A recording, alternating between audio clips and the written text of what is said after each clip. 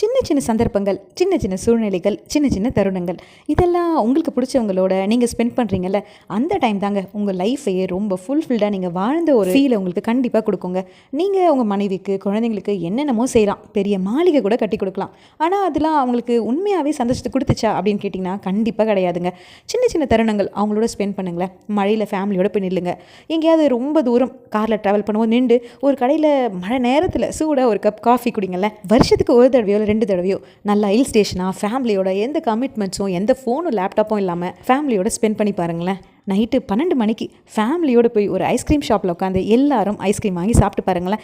சின்ன சின்ன விஷயங்கள் தாங்க வாழ்வை ரொம்ப முழுமைப்படுத்தும். தொலைக்கப்பட்ட நேரங்களும் காலங்களும் கண்டிப்பாக திரும்ப வராது அப்படின்னு நீங்கள் புரிஞ்சுக்கணும். பெரிய பெரிய விஷயத்தெல்லாம் பிளான் பண்ணி நிதானமாக பண்ணிக்கோங்க. ஆனால் சின்ன சின்ன விஷயங்களை உடனே செய்ய ஆரம்பிங்க. நீங்களும் என்ன மாதிரி சின்ன சின்ன விஷயங்களுக்கு உங்களோட குடும்பத்தோட டைம் ஸ்பெண்ட் பண்ணி சந்தோஷமாக இருக்கீங்க அப்படின்னா கண்டிப்பாக லைக் பண்ணுங்கள்.